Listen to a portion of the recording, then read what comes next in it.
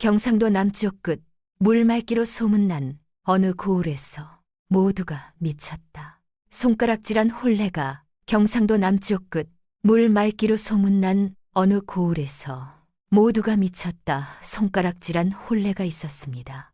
멧돼지 이빨 앞에서도 눈 하나 깜짝하지 않던 나무꾼 돌쇠가 절세미인 둘째 딸을 두고 밤만 축내는 골칫덩어리라 불리던 윤참봉댁 셋째 딸 순덕을 아내로 달라 청한 것입니다.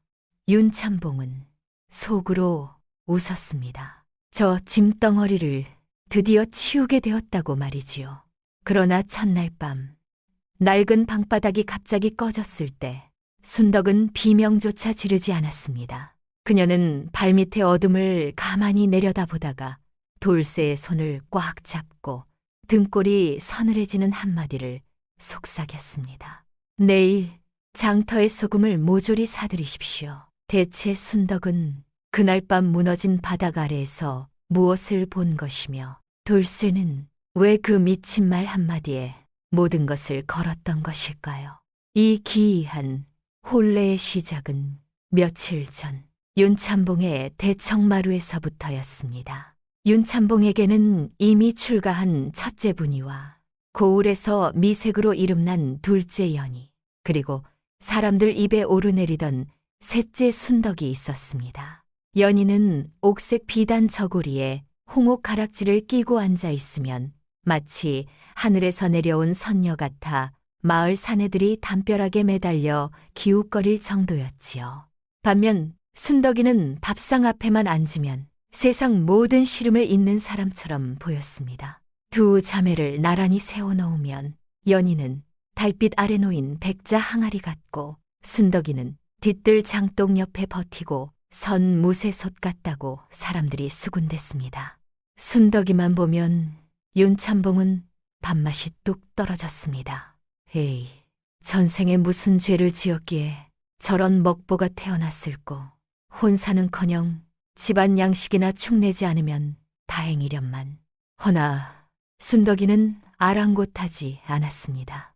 남들이 뭐라 하건 제 몫의 밥그릇을 싹싹 비우고는 무쇠솥 뚜껑만 한 손으로 배를 두드리며 허허 웃을 뿐이었지요. 그 넉넉한 웃음소리가 마치 안방마님 같았으나 윤참봉의 눈에는 그저 미련한 고무로만 보였을 따름입니다. 그러던 어느 늦가을이었습니다. 윤참봉은 다가오는 환갑잔치에 쓸 멧돼지를 직접 잡겠다며 몰입꾼들을 이끌고 뒷산에 올랐습니다. 단풍이 온 산을 불태우는 듯한 절경에 취해 윤참봉은 그만 일행과 떨어져 깊은 숲속으로 들어가고 말았지요. 이보, 거기 있는가? 아무리 불러도 돌아오는 것은 메아리뿐 사방이 적막강산이었습니다. 덜컥 겁이 난 윤참봉이 발길을 돌리려던 찰나였습니다. 덤불 속에서 거친 숨소리가 들려오더니 집채만 한 멧돼지 한 마리가 시뻘건 눈을 번뜩이며 튀어나오는 것이 아니겠습니까? 등에는 억센 털이 창처럼 곤두서 있고 입 밖으로 튀어나온 엄니는 어른 팔뚝보다 굵었지요. 굶주린 멧돼지가 땅을 박차고 달려들자 윤참봉은 비명조차 지르지 못하고 그 자리에 주저앉아 버렸습니다. 멧돼지의 누런 이빨이 코앞까지 닥친 절체절명의 순간이었습니다. 어디선가 이놈 하는 호통소리가 벼락처럼 내리꽂혔습니다. 동시에 삼배옷을 걸친 사내 하나가 멧돼지 등 위로 날아들었지요. 그는 낡은 자귀자루를 쥐고 멧돼지의 정수리를 냅다 후려쳤습니다. 빠! 소리만 들어도 뼈가 으스러지는 듯한 타격음이 숲을 울렸습니다. 멧돼지가 고통에 몸부림치며 날뛰었으나 사내는 멈추지 않았습니다. 멧돼지의 목덜미를 쇠스랑 같은 손으로 움켜쥐고는 그대로 땅바닥에 내리꽂아 버렸지요. 그 기세가 어찌나 대단한지 산중의 왕호랑이가 사람 탈을 쓴 게 아닐까 싶을 정도였습니다. 멧돼지는 몇 번 발버둥 치더니 이내 거품을 물고 축 늘어졌습니다. 순식간에 벌어진 일에 윤참봉은 넋이 나가 입만 뻐끔거릴 뿐이었습니다. 사내는 거친 숨을 몰아쉬며 자기를 갈무리하고는 윤참봉에게 다가와 정중히 손을 내밀었습니다. 참봉 어른, 괜찮으십니까? 그제야 정신이 든 윤참봉이 사내의 얼굴을 뜯어보았습니다. 수검댕이 묻은 얼굴에 남루한 옷차림이었으나 그 눈빛만은 밤하늘의 별처럼 형형하게 빛나고 있었지요. 그는 아랫마을에 사는 가난한 나무꾼 돌쇠였습니다. 오, 네가 돌쇠 아니냐. 네 덕분에 목숨을 건졌구나. 윤참봉은 돌쇠의 손을 잡고 눈물을 글썽였습니다. 죽다 살아난 안도감에 잊고 있던 양반의 체면도 다 내려놓았지요. 내가 내 생명의 은인이다. 내 너에게 큰 상을 내리마. 천석군인 내게 못 줄 것이 무엇이겠느냐. 기와 집을 원하느냐. 아니면 논 백마지기를 원하느냐. 말만 하거라. 돌쇠는 잠시 윤참봉을 바라보며 묘한 미소를 지었습니다. 사실 돌쇠에게는 남들이 모르는 특별한 능력이 하나 있었으니 바로 그의 눈에 윤참봉은 화려한 비단옷을 입었으나 그 뒤로는 검은 그림자가 드리워져 있어 가세가 조금씩 기울고 있음이 보였지요. 돌쇠는 무릎을 꿇고 정중히 머리를 조아렸습니다. 어른께서 원하신다면 재물은 사양하겠습니다. 하오나, 하오나, 뜸들이지 말고 어서 말해보거라. 감히 청하건대 어른의 사위가 되고 싶습니다. 뭐라. 윤참봉은 뒤통수를 맞은 듯 멍해졌습니다. 아무리 생명의 은인이라지만 뼈대 있는 양반가에 근본 없는 나무꾼을 들이라니 있을 수 없는 일이었지요. 윤참봉의 머릿속이 복잡해졌습니다. 큰일 났구나. 이놈이 내 재산을 노리고 사위가 되려는 게 분명해. 내 딸들을 보았다면 필시꽃처럼 고운 둘째 연희를 달라고 하겠지. 금지옥엽 키운 연희를 저런 상놈에게 줄 수는 없는데 이를 어쩐단 말인가. 윤참봉은 속으로 끙끙 앓았으나 당장 목숨을 구해준 사람 앞에서 약조를 어길 수도 없는 노릇이었습니다. 일단 집으로 데려간 뒤 돈으로 구슬려 돌려보낼 요량으로 억지 미소를 지으며 고개를 끄덕였습니다. 사내 대장부가 그 정도 배포는 있어야지. 좋다. 내 약조를 지킬 터이니 지금 당장 나와 함께 집으로 가자꾸나. 그리하여 돌쇠는 윤참봉의 뒤를 따라 고래등 같은 기와집 대문을 넘게 되었습니다. 소식을 들은 하인들과 동네 사람들이 구름대처럼 몰려들어 마당을 가득 채웠지요. 대청마루에는 윤참봉의 딸들이 나란히 앉아 있었습니다. 둘째 연희는 옥색 비단 저고리에 홍옥 가락지를 끼고 앉아 있는데 그 자태가 마치 하늘에서 내려온 선녀 같았습니다. 그녀는 때 묻은 돌쇠를 보며 부채로 코를 가리고 눈살을 찌푸렸습니다. 어머, 냄새나. 아버님이 설마 저런 상놈을 내 짝으로 데려오신 건 아니겠지. 반면 셋째 순덕이의 모습은 참으로 가관이었습니다. 제 몸집만한 밥상을 앞에 두고 닭 날개를 우적우적 뜯고 있었는데 입가에는 기름기가 번들거리고 볼살이 터질 듯 빵빵하였지요. 마당에 낯선 사내가 들어왔건만 순덕이는 곁눈질 한 번 주지 않고 오직 닭뼈를 발라내는 데에만 열중하고 있었습니다. 우적우적, 쩝쩝. 역시 닭은 날개가 제맛이요. 사람들은 순덕이를 보며 혀를 찼습니다. 어이구, 저 덩치 좀 봐. 씨름판에 나가도 황소를 타오겠네. 돌쇠 저놈 땡 잡았구먼. 당연히 저렇게 고운 둘째 아기씨를 고르지 않겠어. 윤참봉이 헛기침을 하며 엄숙하게 입을 열었습니다. 속으로는 제발 돌쇠가 딴 마음을 먹지 않기를 빌면서 말이지요. 약속은 천금과 같은 법. 내 너에게 선택할 기회를 주마.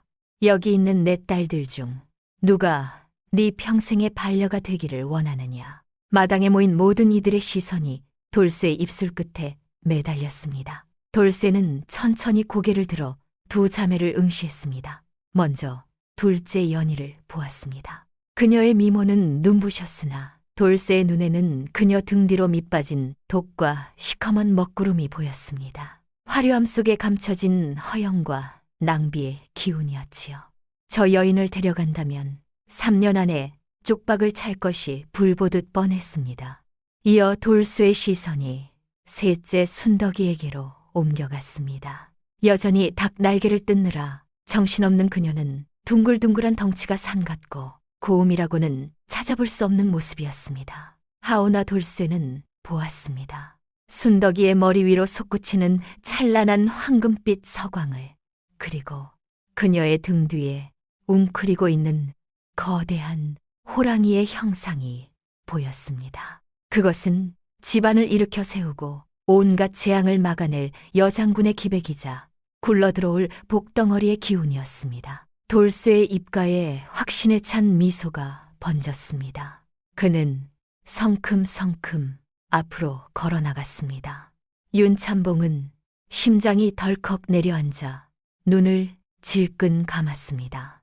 아이고, 이제 내 예쁜 연희가 나무꾼 마누라가 되는구나. 하지만 돌쇠가 멈춘 곳은 막 마지막 닭 날개를 입에 넣으려던 순덕이의 앞이었습니다. 장인어른, 돌쇠의 우렁찬 목소리가 마당을 쩌렁쩌렁 울렸습니다. 그는 손가락을 쭉 뻗어 기름 묻은 입술을 오물거리는 순덕이를 가리켰습니다. 저는 저기 닭 날개 뜯고 계신 셋째 따님을 제 아내로 맡겠습니다. 순간 마당에는 찬물을 끼얹은 듯한 정적이 흘렀습니다. 바람 소리조차 멈춘 듯 고요한 가운데 순덕이가 놀라서 씹던 닭뼈를 뚝 떨어뜨리는 소리만이 들려올 뿐이었지요. 윤참봉은 자신의 귀를 의심하며 눈을 비볐습니다. 당연히 둘째를 지목할 줄 알고 거절할 핑계를 생각하고 있었는데 엉뚱하게도 천하의 골칫덩어리를 달라니 이게 꿈인가 생시인가 싶었지요. 뭐라 저 밥귀신을, 아니 셋째를 말하는 것이냐. 이놈이 정녕 실성을 했구나. 사람들도 웅성거리기 시작했습니다. 미인 놔두고 왜 곰을 데려가 눈이 삐었나 봐. 굴러온 복을 차버리네. 하지만 돌쇠의 눈빛은 흔들림이 없었습니다. 그는 당황하여 눈만 껌벅이는 순덕이를 향해 세상에서 가장 다정한 미소를 지어 보였습니다. 아닙니다. 제 눈에는 이분이야말로 제 인생을 황금빛으로 물들여줄 최고의 보배로 보입니다. 부디 허락해 주십시오. 윤참봉은 돌쇠의 말이 떨어지기가 무섭게 덩실덩실 춤이라도 출 기세였습니다. 혹여나 돌쇠가 마음을 바꿀까 저어하여 그 길로 당장 혼례 날짜를 잡아버렸지요. 밤만 축내던 골칫덩어리 셋째를 치우게 되었으니 윤참봉에게는 이보다 더한 경사가 없었습니다. 혼례식 날이 밝았습니다. 윤참봉 댁 마당에는 아침부터 고소한 전 부치는 냄새가 진동을 하였지요. 마을 사람들은 혀를 차면서도 이 기묘한 구경거리를 놓칠세라 구름처럼 몰려들었습니다. 구경 나온 아낙네들이 입을 모아 수군거렸습니다. 세상에, 천하의 윤참봉 댁 사위가 나무꾼이라니 이게 무슨 병고란 말인가? 옆에 있던 노인이 혀를 차며 맞장구를 쳤지요. 신부가 저 덩치라지 신랑 허리가 나만 하려나 모르겠네. 사람들의 수군거림 속에 신랑 돌쇠가 입장했습니다. 빌려 입은 사모관대가 헐거워 자꾸만 흘러내리는 꼴이 우스꽝스러웠지요. 하지만 돌쇠의 표정만은 장원급제라도 한 듯 싱글벙글하였습니다. 이어 신부 순덕이가 등장하자 좌중은 숨을 죽였습니다. 족두리를 쓰고 연지곤지를 찍었으나 그 거대한 덩치는 감출 수가 없었지요.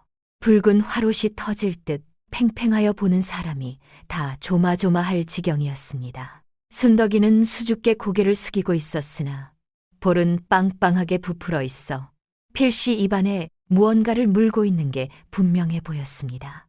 그렇게 우당탕탕 혼례식이 끝이 나고 이제 신행을 떠날 차례가 되었습니다. 윤참봉은 마지막으로 순덕이를 배웅하며 짐짓 슬픈 표정을 지었으나 입가에 새어나오는 웃음은 감추지 못했지요.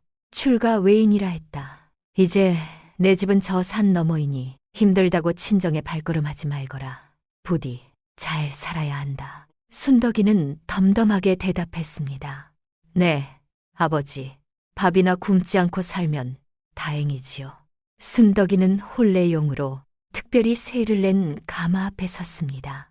4명의 건장한 가마꾼들이 긴장한 표정으로 가마채를 잡았지요. 가마꾼 우두머리가 침을 꿀꺽 삼키며 기압을 넣었습니다. 자, 든다. 하나, 둘, 으라차. 가마꾼들이 안간힘을 쓰며 가마를 들어 올렸습니다. 순덕이의 육중한 몸이 가마 안으로 들어가 앉는 순간이었습니다. 뿌지지, 뚝, 둔탁한 파열음과 함께 굵은 참나무 가마채가 반으로 부러져 버리고 말았습니다. 가마는 그대로 땅바닥에 처박혔고 가마꾼들은 중심을 잃고 나뒹굴었지요. 아이고, 허리야, 내 허리. 사람이야, 바위야. 이걸 어떻게 들어. 가마꾼들이 도망치듯 물러났습니다. 곱게 단장한 가마가 박살이 나고 먼지 구덩이가 되자 구경하던 마을 사람들은 배꼽을 잡고 박장대소를 터뜨렸습니다. 아이고, 배야. 가마가 못 버티고 부러졌네. 저런 신부를 데려가려면 달구지를 가져왔어야지. 순덕이는 부서진 가마 틈에서 엉금엉금 기어 나왔습니다. 족두리는 비뚤어지고 화롯은 먼지 투성이가 되어 꼬리말이 아니었지요. 그녀의 얼굴이 홍당무처럼 붉게 달아올랐습니다. 가마에서 기어 나오는 그 짧은 순간 순덕이의 눈가에 맺힌 것이 먼지인지 눈물인지 알 수 없었습니다. 그때였습니다. 신랑 돌쇠가 성큼성큼 다가와 순덕이의 흙 묻은 옷자락을 손으로 털어주었습니다. 그리고 주눅이 든 순덕이의 손을 덥석 잡으며 구경꾼들이 들으라는 듯 큰 소리로 외쳤지요. 부인, 괜찮소. 가마가 부실하여 귀한 분을 모시지 못했구려. 내 등이라도 빌려드리고 싶으나 우리끼리 오붓하게 걸어가는 것도 낭만 아니겠소.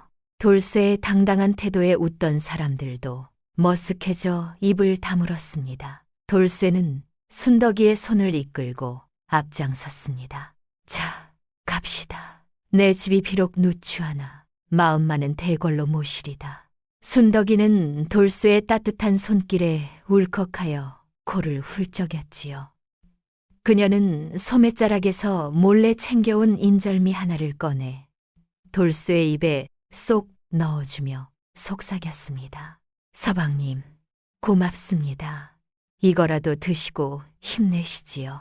두 사람은 그렇게 사람들의 시선을 뒤로하고 산길을 걷기 시작했습니다. 비단 옷을 입은 뚱뚱한 신부와 남루한 옷을 입은 깡마른 신랑은 어울리지 않는 듯 하면서도 묘하게 다정한 뒷모습이었습니다. 한참을 걸어 해가 뉘엿뉘엿 저물 때쯤 드디어 돌쇠의 집에 도착했습니다.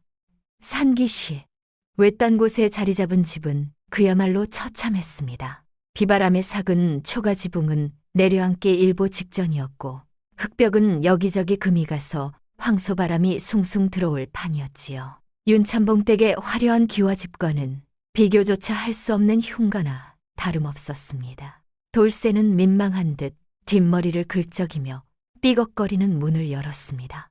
부인, 보시다시피 가진 게 쥐뿔도 없는 놈입니다. 비만 피하면 다행인 집이나 부인과 함께라면 여기가 무릉도원 아니겠소. 순덕이는 말없이 집을 둘러보았습니다. 보통의 규수라면 기절초풍하여 도망갔을 광경이었으나 순덕이는 오히려 고개를 끄덕였지요. 집이 작으면 어떻습니까? 마음 편히 발 뻗고 잘 수 있으면 그만이지요. 쌀독이 비었으면 채우면 되는 것이고 지붕이 새면 고치면 되는 것 아닙니까? 순덕이의 씩씩한 대답에 돌쇠는 가슴이 뭉클해졌습니다. 두 사람은 삐걱거리는 방문을 열고 신방으로 들어갔습니다. 방 안은 더욱 좁았습니다. 세간살이라고는 낡은 이불 한 채와 물그릇 하나가 전부였지요. 순덕이의 거대한 몸집이 방 안에 들어서자 방이 꽉 차서 돌쇠가 엉덩이 붙일 자리조차 마땅치 않았습니다. 두 사람이 마주보고 앉으니 무릎이 닿을 정도였지요. 어둠이 내리고 촛불 하나가 켜진 방 안에는 묘한 정적이 흘렀습니다. 바깥에서는 산새 우는 소리만 들려올 뿐 세상과 단절된 두 사람만의 밤이 시작되고 있었습니다. 돌쇠는 긴장한 듯 마른 침을 삼키며 순덕이를 바라보았습니다. 순덕이 또한 안절부절 못하며 연신 부엌 쪽만 힐끔거리고 있었지요. 무언가 할 말이 있는 눈치였습니다. 돌쇠가 입을 떼려는 찰나였습니다. 꼬르륵 쿵, 마치 호랑이가 포효하는 듯한 그 소리에 촛불마저 파르르 흔들렸지요. 순덕이의 뱃속에서 터져나온 천둥 같은 소리가 좁은 방 안을 뒤흔들었습니다. 첫날 밤의 낭만은 온데간데 없고 민망한 정적만이 감돌았지요. 돌쇠는 눈을 동그랗게 뜨고 순덕이를 바라보았습니다. 순덕이는 얼굴이 잘 익은 홍시처럼 붉어져 고개를 푹 숙이고는 모기만 한 목소리로 웅얼거렸습니다. 서방님, 송구합니다. 긴장이 풀리니 뱃속 거지가 난동을 부리는가 봅니다. 돌쇠는 그 모습이 어찌나 순박해 보이는지 저도 모르게 피식 웃음을 터뜨렸습니다. 그는 순덕이의 손을 부드럽게 감싸주며 물었지요. 부인, 긴장할 것 없소. 배가 고프면 밥을 먹어야 하는 게 세상이치 아니겠소. 내 얼른 부엌에 가서 요깃거리를 찾아오리다. 돌쇠가 방문을 열고 나가려 하자 순덕이가 다급하게 그의 옷자락을 잡았습니다. 서방님, 기왕이면 고봉밥으로 부탁드립니다. 찬밥도 좋고 누룽지도 좋습니다. 돌쇠는 고개를 끄덕이고는 부엌으로 달려갔습니다. 가난한 살림이라 먹을 것이라곤 아침에 먹다 남은 찬밥 덩어리와 찐 고구마 몇 알이 전부였지요.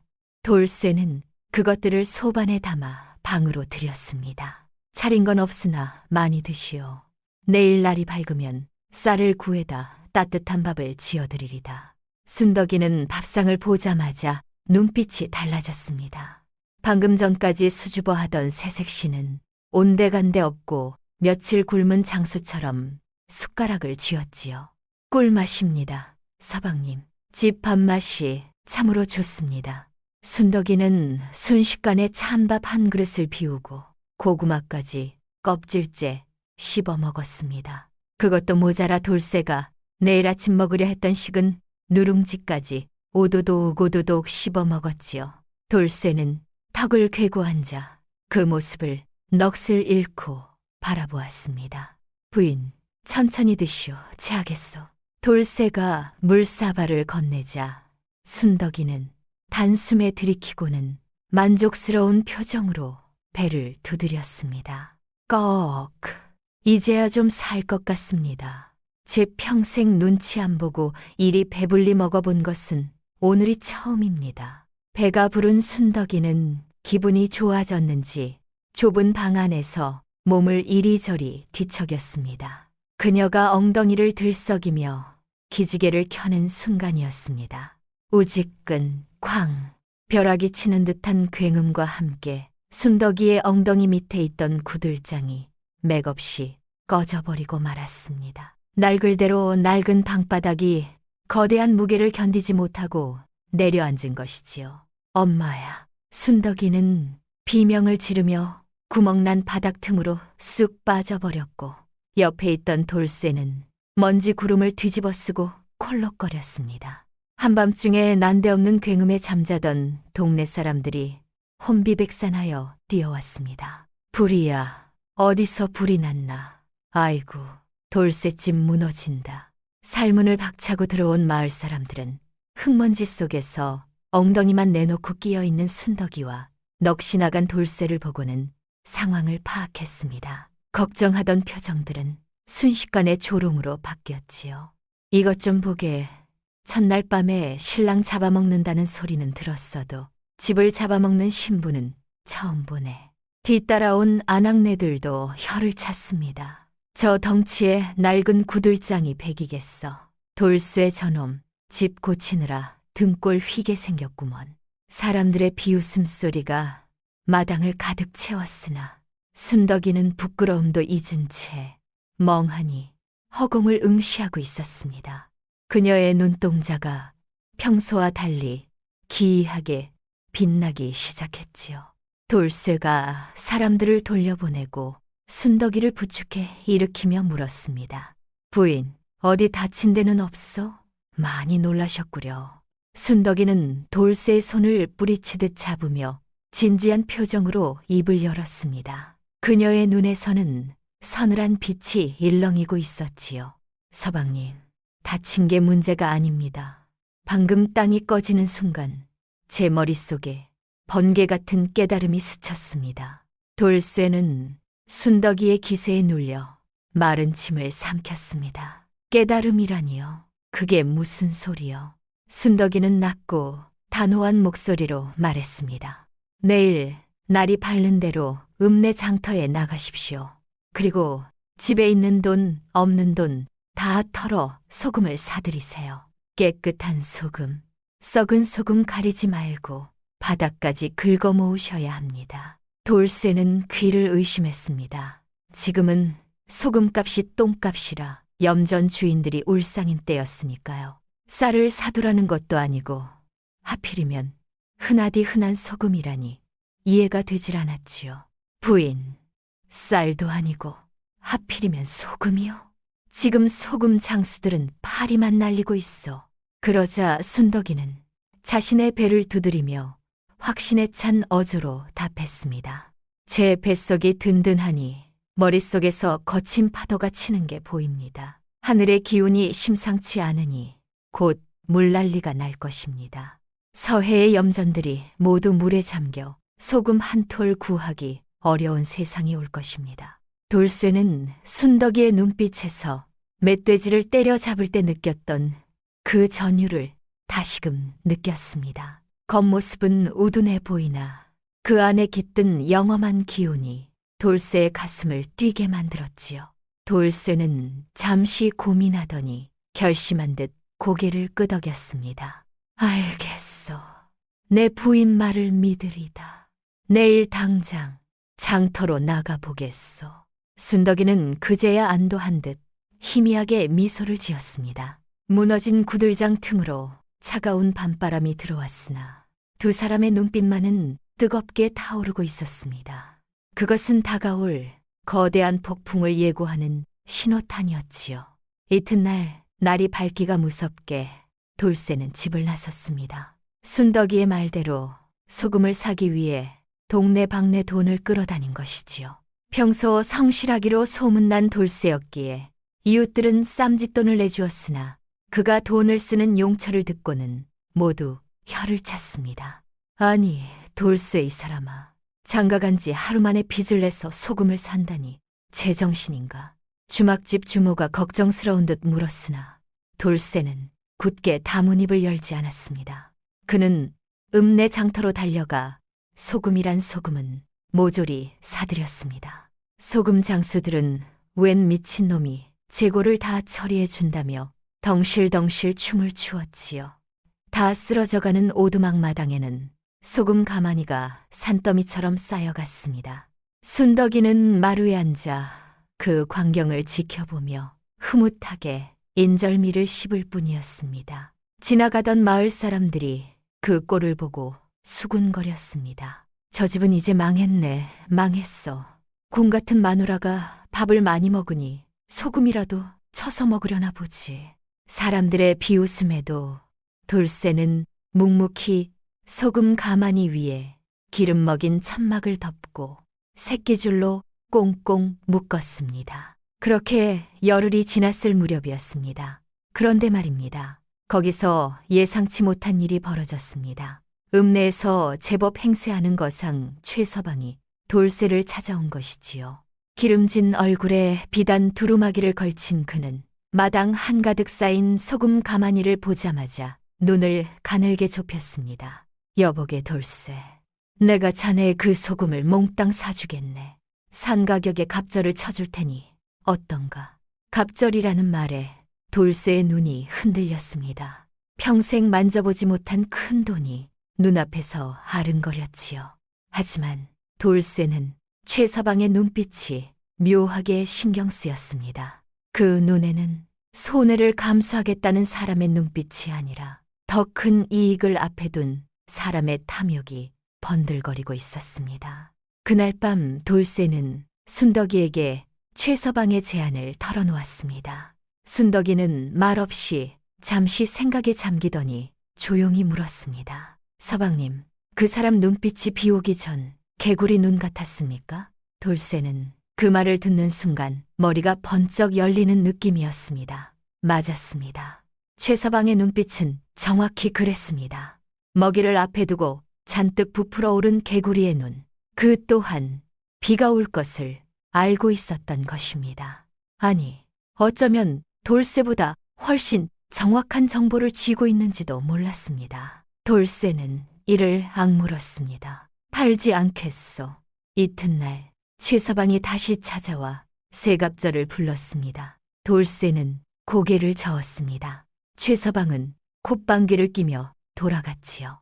그리고 사흘 뒤 또 찾아와 이번에는 5갑절을 불렀습니다. 돌쇠의 가슴이 쿵쾅거렸습니다. 오두막 살림에 그 돈이면 평생 먹고 살 수 있었습니다. 그날 밤 돌쇠는 또 순덕이에게 물었습니다. 순덕이는 인절미를 씹다 멈추고 마당에 소금 가마니를 오래 바라보더니 입을 열었습니다.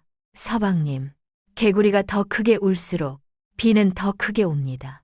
돌쇠는 그 길로 마당으로 나가 소금 가마니를 더욱 단단히 묶었습니다. 그리고 사흘 뒤였습니다. 갑자기 마른 하늘에 날벼락이 치더니 굵은 빗방울이 후두둑 떨어지기 시작했습니다. 처음에는 그저 지나가는 소나기려니 했으나 빗줄기는 점점 굵어져 하늘의 구멍이라도 뚫린 듯 퍼부어댔습니다. 우르릉 쾅쾅. 천지를 뒤흔드는 천둥소리와 함께 시작된 비는 하루 이틀로 그치지 않았습니다. 사흘, 나흘, 열흘이 지나도록 멈출 줄 모르고 쏟아지는 폭우에 강물이 넘치고 둑이 터져나갔지요. 서해안의 염전들은 모조리 물바다가 되어 쓸려 내려갔고 소금 창고들은 빗물에 녹아 짠물만 남고 말았습니다.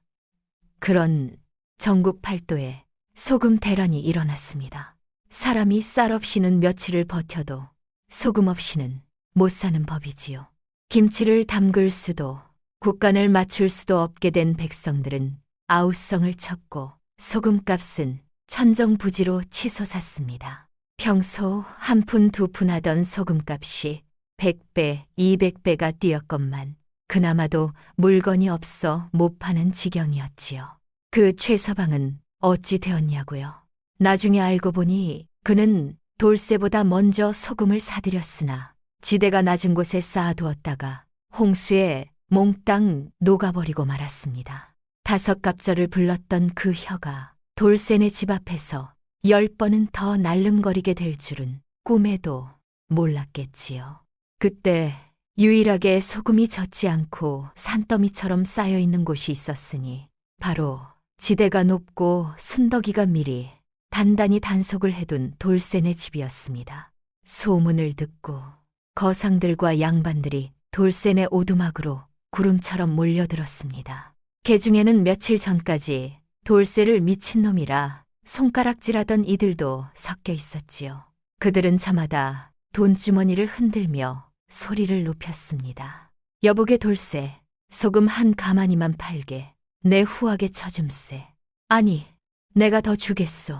포목 2피를 드리겠습니다. 돌쇠는 눈이 휘둥그레져서 어찌할 바를 몰랐습니다. 그때 순덕이가 방문을 열고 천천히 마루로 걸어 나왔습니다. 덩치 큰 그녀가 팔짱을 끼고 서자 좌중이 쥐 죽은 듯 조용해졌습니다. 순덕이는 그들을 내려다보며 여장부다운 호탕한 목소리로 외쳤습니다. 줄을 서시오.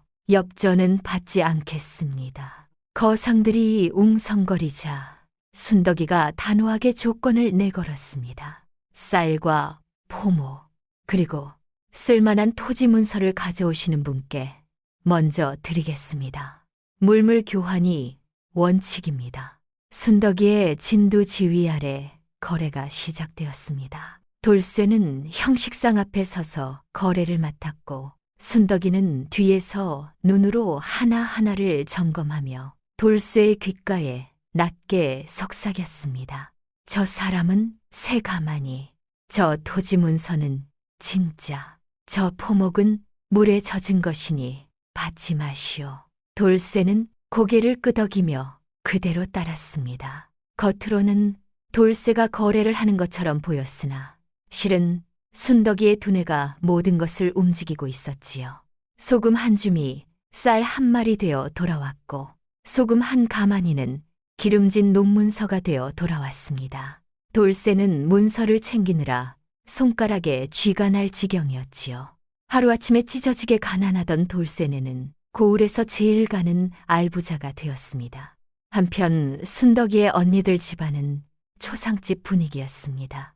첫째 분이의 남편은 노름판을 기웃거리다 가산을 탕진했고 비단 장사를 하던 둘째 연희의 남편은 장마통에 비단이 다 젖어 썩어버린 탓에 쫄딱 망해버린 것입니다. 소금을 구하지 못해 김치도 못 담그게 된 언니들은 자존심을 굽히고 밤중에 몰래 돌쇠네 집을 찾았습니다. 대문 밖에서 기척이 들리자 돌쇠가 나가보니 비에 젖은 생쥐꼴을 한 처자 2명이 서 있었습니다. 바로 순덕이의 언니들인 분이와 연이었지요. 그녀들은 화려했던 모습은 온데간데 없고 흙탕물이 튄 치맛자락을 잡고 바들바들 떨고 있었습니다. 돌쇠 서방, 순덕이 좀 불러주게. 우리가 왔다고. 돌쇠가 순덕이를 부르자 안채에서 순덕이가 걸어 나왔습니다. 언니들은 입을 다물지 못했습니다. 과거 넉마를 걸치고 밥만 축내던 동생이 아니었기 때문입니다. 최고급 무명으로 지은 넉넉한 치마 저고리를 입고 머리에는 은비녀를 꽂은 순덕이는 마치 대궐의 마마님처럼 위엄이 넘쳤지요. 순덕이는 언니들을 훑어보며 덤덤하게 물었습니다. 언니들, 웬일이요? 이 밤중에 소금 얻으러 왔소? 연희가 울먹이며 대답했습니다. 그래, 김치 담글 소금이 없어 밥도 못 먹고 있다. 제발 소금 조금만 나눠다오. 나중에 갚으마. 순덕이는 혀를 출출 차더니 하인을 불렀습니다. 여봐라, 여기 소금 2자루 내어드려라. 언니들의 얼굴에 화색이 돌았습니다. 순덕이는 하인이 가져온 소금 자루를 언니들 앞에 내주며 따끔하게 한마디를 덧붙였지요. 가져가서 김치나 담가두시오. 그리고 형부들 단속 좀 잘하고 사시오.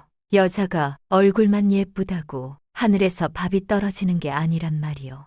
그 말은 언니들의 가슴에 비수가 되어 꽂혔습니다. 얼굴이 붉어진 언니들은 소금 자루를 짊어지고 도망치듯 어둠 속으로 사라졌습니다. 돌쇠는 그 광경을 지켜보며 순덕이의 넓은 등판이 그렇게 믿음직스러울 수가 없었습니다. 부인, 당신은 정말 하늘이 내린 복덩어리요.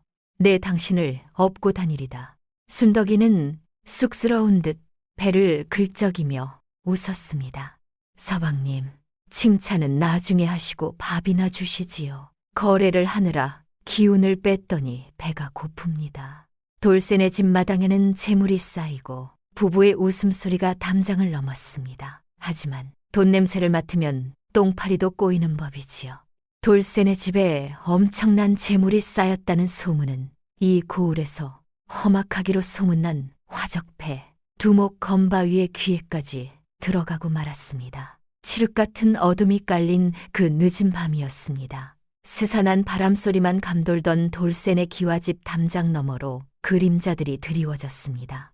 건바위는 돌쇠가 소금 장사로 벌어들인 재물을 노리고 며칠 전부터 입맛을 다시고 있었지요.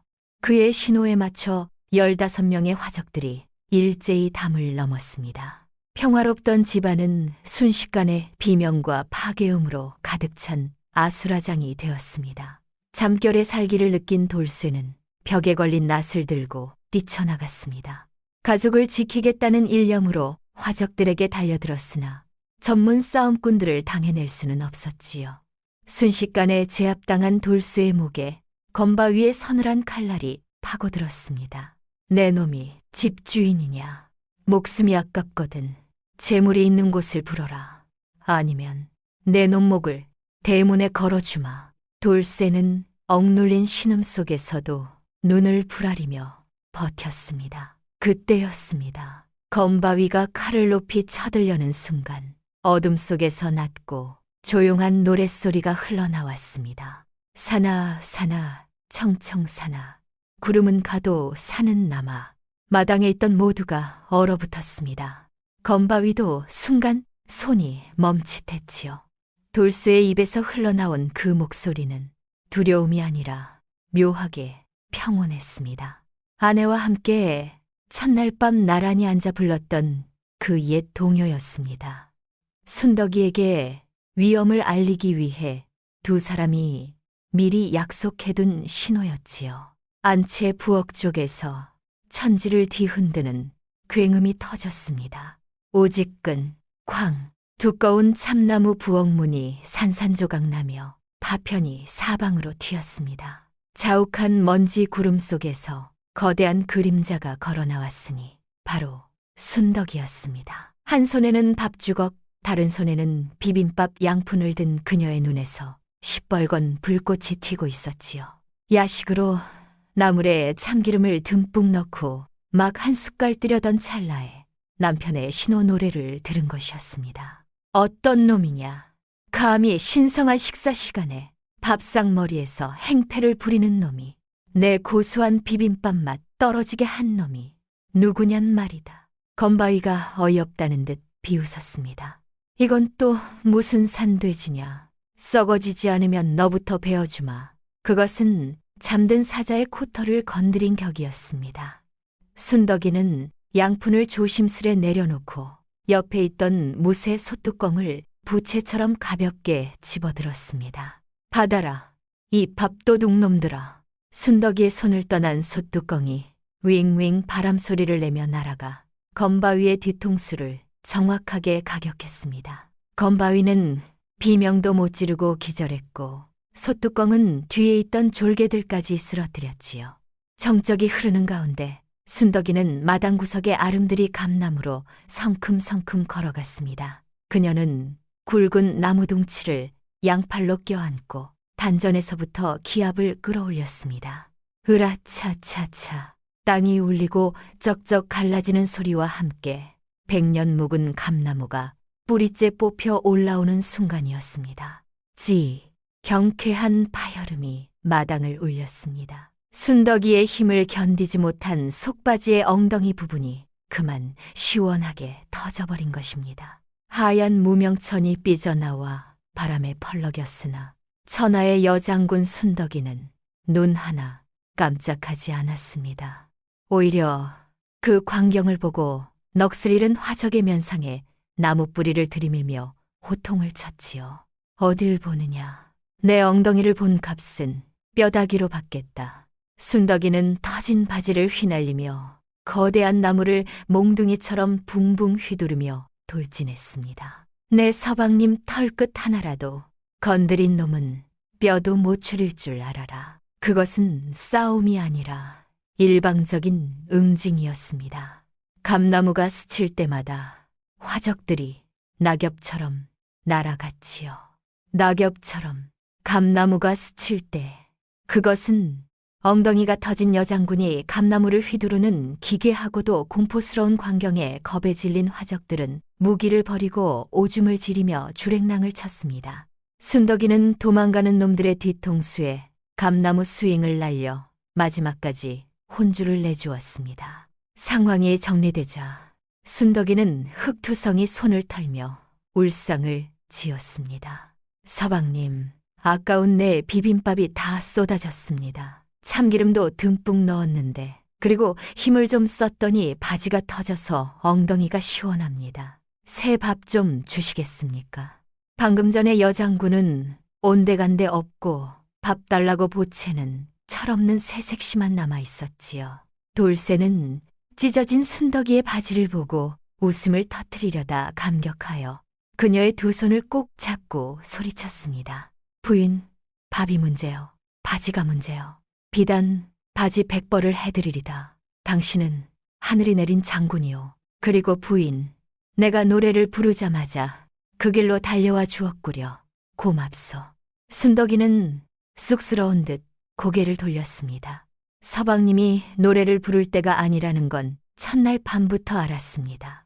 그 목소리에 두려움이 섞여 있었으니까요. 그날 밤 돌쇠네 집에는 다시 구수한 밤 냄새가 피어올랐고 순덕이는 터진 바지를 꿰매지도 않은 채 고봉밥 3그릇을 비우고서야 만족스런 미소를 짓고 잠이 들었습니다.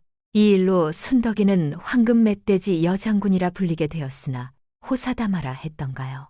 이번에는 관아에서 날아온 급보가 그들의 발목을 잡으려 하고 있었으니 바로 친정 윤참봉 댁에 멸문지화의 먹구름이 몰려오고 있다는 청천벽력 같은 소식이었습니다. 평화롭던 어느 날 오후 순덕이가 마루에 앉아 삶은 옥수수 한 광주리를 간식으로 해치우고 있을 때였습니다.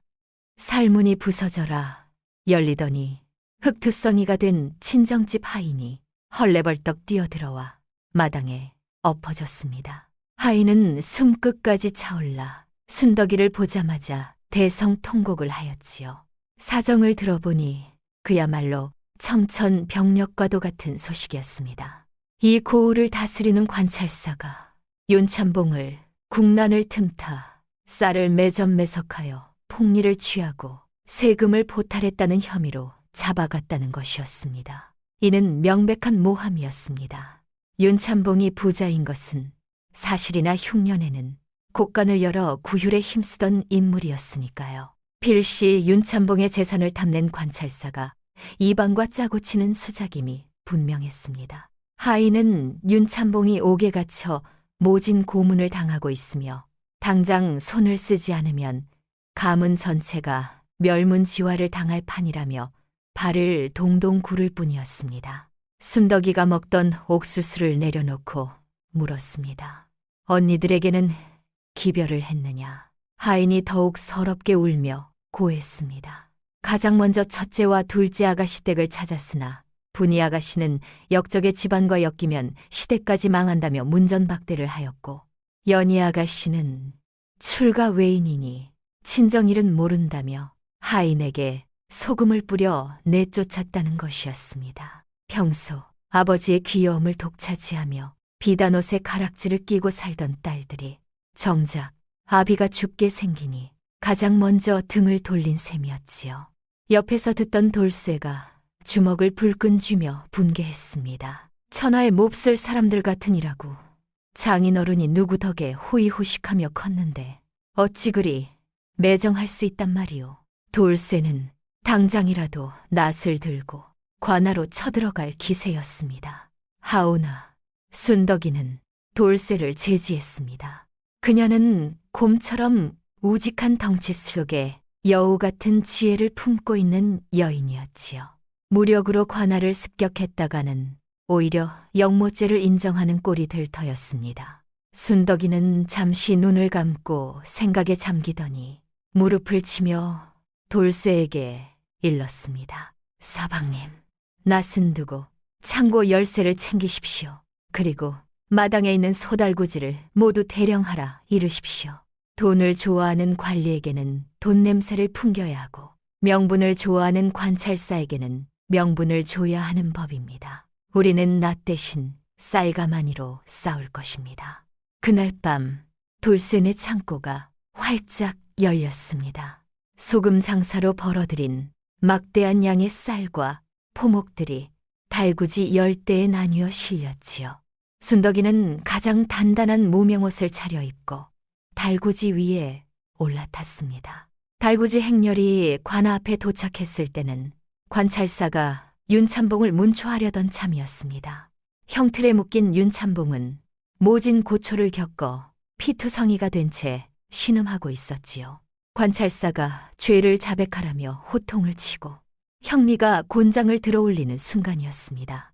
관아 대문 밖에서 우렁찬 목소리가 울려 퍼졌습니다. 멈추시오. 윤참봉의 사위 돌쇠. 장인의 무고를 밝힐 증거를 가지고 왔습니다. 돌쇠가 앞에 나서며 외쳤습니다. 형리들이 동작을 멈추고 관찰사가 눈살을 찌푸렸지요. 돌쇠는 당당하게 관아 안으로 걸어 들어갔습니다. 그의 뒤로 달구지 10대가 줄지어 들어오자 구경꾼들이 술렁였습니다. 달구지의 덮개가 걷어지자 눈부신 하얀 쌀가마니와 빛 고운 포목꾸러미들이 드러났습니다. 관찰사의 눈이 탐욕으로 번들거리기 시작했습니다. 돌쇠가 큰 소리로 외쳤습니다. 사또께서는 장인어른이 쌀을 매점매석했다고 하셨지요. 하오나 여기 있는 쌀 5,000석과 포목 500필은 장인어른께서 흉년에 굶주린 백성들을 위해 미리 준비해 두신 구휼미입니다. 장인어른께서는 제게 이 재물을 맡기시며 고을에 흉년이 들면 관아에 기부하여 백성들을 살리라 명하셨습니다. 구경 나온 백성들이 웅성거리기 시작했습니다. 돌쇠의 옆에서 순덕이가 나지막이 속삭였습니다. 백성들이 듣도록 더 크게 말씀하셔야 합니다. 그리고 저 쌀을 오늘 바로 나누어 준다고 하십시오. 돌쇠가 고개를 끄덕이며 다시 목소리를 높였습니다. 이 쌀 5,000석을 오늘부로 윤참봉 어른의 이름으로 백성들께 나누어 드릴 것입니다. 부디 장인 어른의 결백을 믿어주십시오. 굶주린 백성들은 환호했습니다. 윤참봉, 만세, 풀어주어라. 여론이 순식간에 뒤집히자 관찰사는 당황하여 얼굴이 불그락불그락해졌습니다. 그때 달구지 뒤편에서 순덕이가 조용히 걸어나와 관찰사에게 가까이 다가갔습니다. 그녀의 목소리는 낮았으나 단호했습니다. 사또, 이 쌀을 사또의 이름으로 조정에 보고하여 공을 세우십시오. 대신 제 아버님은 무죄로 방면해 주십시오. 만약 거절하신다면 저는 이 쌀을 백성들에게 직접 뿌리고 사또께서 무고한 사람을 잡아가 백성들을 굶겨 죽이려 한다고 한양에 상소를 올릴 것입니다. 이것은 협박이자 달콤한 유혹이었습니다. 명분과 실리를 모두 챙길 수 있는 제안을 거절할 바보 관리는 없었지요. 관찰사는 헛기침을 몇 번 하더니 태도를 싹 바꾸어 윤참봉을 의인이라 치켜 세우며 당장 풀어주라 명했습니다. 관아마당에 환호성이 터져 나왔습니다. 돌쇠는 얼른 형틀로 달려가 장인 어른을 부축해 일으켰습니다. 피투성이가 된 윤참봉은 흐릿한 눈으로 순덕이를 바라보았습니다. 평소 미련하다고 구박하던, 밥만 많이 먹는다고 타박하던 그 못난 딸이 위풍당당하게 서서 자신을 구해낸 것입니다. 반면 금지옥엽으로 키웠던 고운 딸들은 코빼기도 보이지 않았지요. 윤참봉의 눈에서 뜨거운 눈물이 주르륵 흘러내렸습니다. 돌쇠가 먼저 다가가 부축하려 하자 윤참봉은 떨리는 손을 돌쇠의 팔 너머로 뻗어 딸을 향해 내밀었습니다. 스스로 선택한 손길이었지요. 그는 흐느끼며 말했습니다. 순덕아, 내 딸 순덕아, 이 못난 애비를 용서해 다오. 내가 눈이 멀어 진주를 알아보지 못하고 돌멩이 취급을 했구나. 순덕이는 다가와 투박한 손으로 아버지의 눈물을 닦아주었습니다. 아버지, 울지 마십시오. 배가 고파서 우시는 거면 집에 가서 밥상을 차려드리겠습니다. 그 무심한 듯 따뜻한 위로에 윤참봉은 소리내어 엉엉 울고 말았습니다. 순덕이는 아버지를 자신의 튼튼한 등에 업었습니다. 윤참봉이 스스로 딸의 등을 향해 몸을 기댄 것이었지요. 돌쇠가 앞에서 달구지를 끌고 순덕이가 뒤에서 아버지를 업고 가는 그 행렬은 그 어떤 왕의 행차보다도 위엄있고 아름다웠습니다. 그렇게 위기를 넘기고 집으로 돌아온 며칠 뒤였습니다. 긴장이 풀린 탓인지 강철 같던 천하장사 순덕이가 시름시름 알아눕기 시작했습니다. 돌쇠는 순덕이의 이마에 물수건을 올려주며 밤새 곁을 지켰지요. 부인, 아프지 마시오. 차라리 내가 아픈 게 낫지. 당신이 누워있으니 집안이 텅 빈 것 같소. 며칠을 앓던 순덕이의 몸에 기이한 변화가 일어나기 시작했습니다. 열이 오르락 내리락 할 때마다 산처럼 거대하던 그녀의 몸집이 조금씩 줄어들고 있었던 것입니다. 그것은 단순한 병이 아니라 그녀가 평생 짊어지고 있던 가문의 애군과 나쁜 기운이 풀려나가는 신호였는지도 모릅니다. 이윽고 순덕이가 자리를 털고 일어난 날 아침이었습니다. 그녀는 방문을 열고 조용히 마당으로 나왔습니다. 그리고 우물 앞에 걸음을 멈췄지요. 순덕이는 두레박을 내려 물을 떠올리고는 그 속을 가만히 들여다보았습니다. 난생 처음 보는 얼굴이 거기 있었습니다. 두툼한 볼살도 파묻힌 눈도 사라진 낯선 얼굴. 순덕이는 한참 동안 그 얼굴을 바라보았습니다. 물 위에 비친 여인과 눈을 맞추듯 아주 오래. 그러더니 두레박을 천천히 기울여 물을 한 모금 마셨습니다.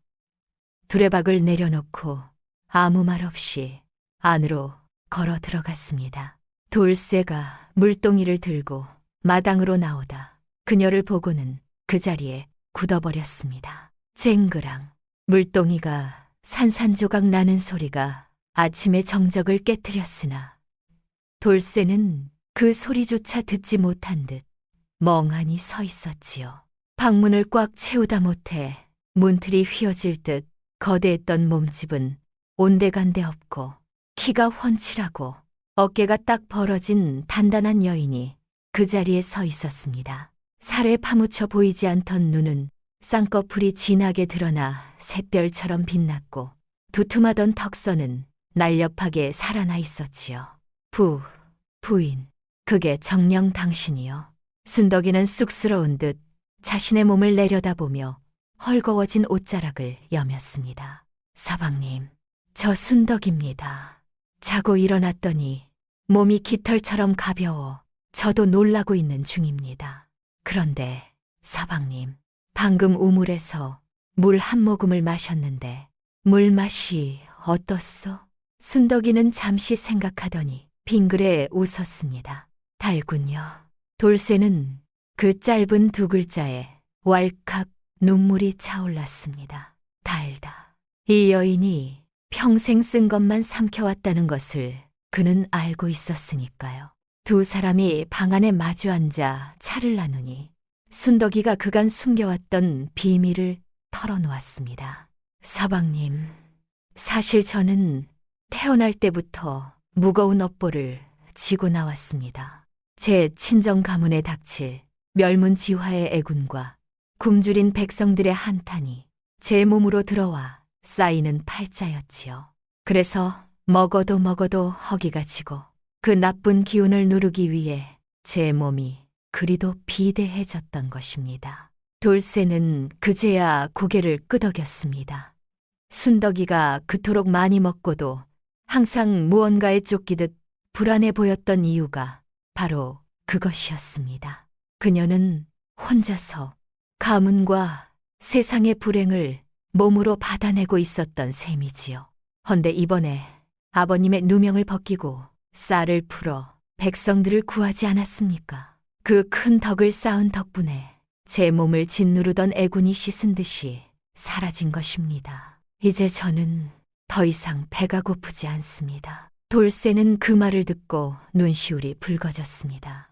예뻐진 아내의 모습이 좋아서가 아니었습니다. 그 어린 나이에 남모를 고통을 혼자 감내해왔을 순덕이의 마음고생이 가여워서였지요. 부인, 나는 당신이 천하절색이 되어서 기쁜 것이 아니요. 이제 당신이 그 무거운 짐을 내려놓고 편안해졌다는 것이 사무치게 고마울 뿐이요. 당신이 다시 예전처럼 변한다 해도 내 마음은 변치 않을 것이요. 순덕이는 환하게 웃었습니다. 그 미소는 칠흑 같은 밤바다를 비추는 등대처럼 돌쇠의 마음을 환하게 밝혔지요. 소문은 발 없는 말이 되어 천리를 갔습니다. 돌쇠네 뚱보 마누라가 선녀가 되었다더라 하는 이야기가 고을 전체에 퍼져나갔습니다. 사람들은 순덕이의 얼굴을 한번 보겠다며 돌쇠네 집 담장을 기웃거렸지요. 가장 배가 아픈 것은 순덕이의 언니들이었습니다. 분이와 연희는 소문을 듣고 코웃음을 쳤습니다. 뚱보가 살이 빠져봤자지 가죽만 늘어져서 보기 흉할 게 뻔해. 두 자매는 심술 담은 마음을 먹고 돌쇠네 집을 찾았습니다. 하우나 대문이 열리고 순덕이가 걸어 나오자 언니들은 입을 떡 벌리고 말았습니다.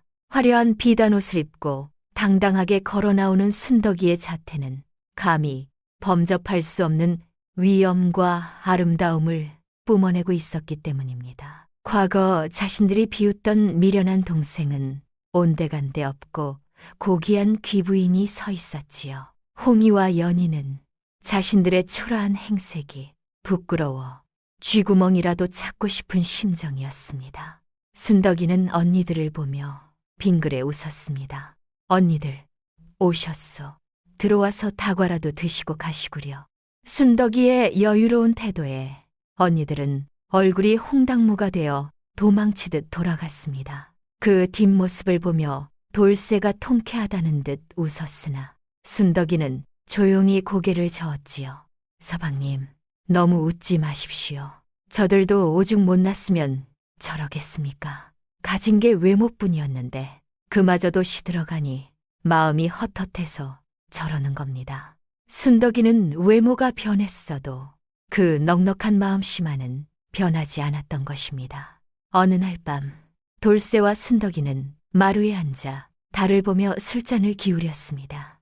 돌쇠가 순덕이를 그윽하게 바라보며 물었지요.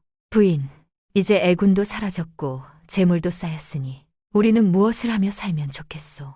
대궐 같은 기와집을 더 지을까요? 아니면 한양으로 가서 벼슬이라도 사볼까요?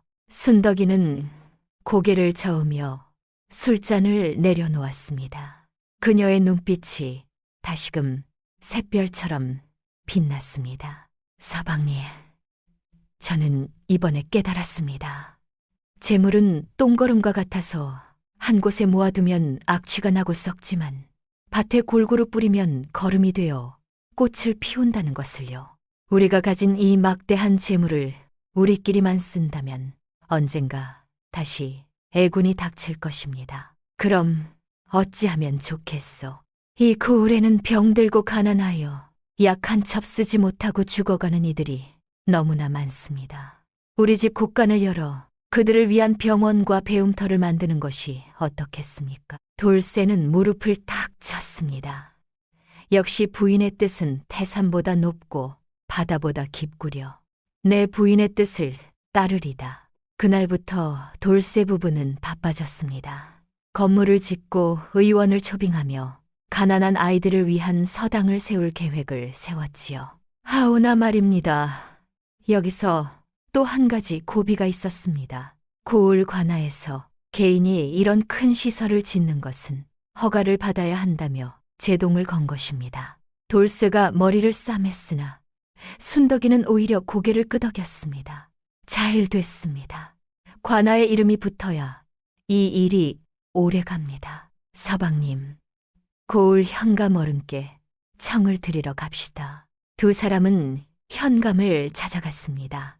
현감은 소금 대란 때 순덕이가 백성들을 구하는 것을 직접 눈으로 본 사람이었지요.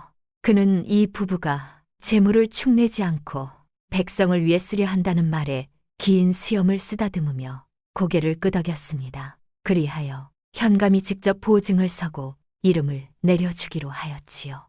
현판에 새길 이름은 무엇으로 할까요? 현감이 붓을 들고 물었습니다. 순덕이는 잠시 생각하더니 답했습니다. 해민당이라 해주십시오. 백성에게 은혜를 베푸는 집이라는 뜻입니다. 현감은 그 자리에서 붓을 들어 해민당 세 글자를 힘차게 썼습니다. 그 현판이 돌쇠네 집 대문 위에 걸리는 날 고을 전체가 들썩였습니다. 순덕이는 현장을 지휘하며 예전의 그 괴력을 다시 한번 발휘했습니다. 영차, 인부들이 끙끙대던 대들보를 순덕이가 번쩍 들어 올리자 사람들이 환호성을 질렀습니다. 와, 역시 여장군 만세. 살은 빠졌어도 그 천하장사 힘은 그대로였던 것입니다. 순덕이는 호탕하게 웃으며 대들보를 어깨에 메고 날랐지요.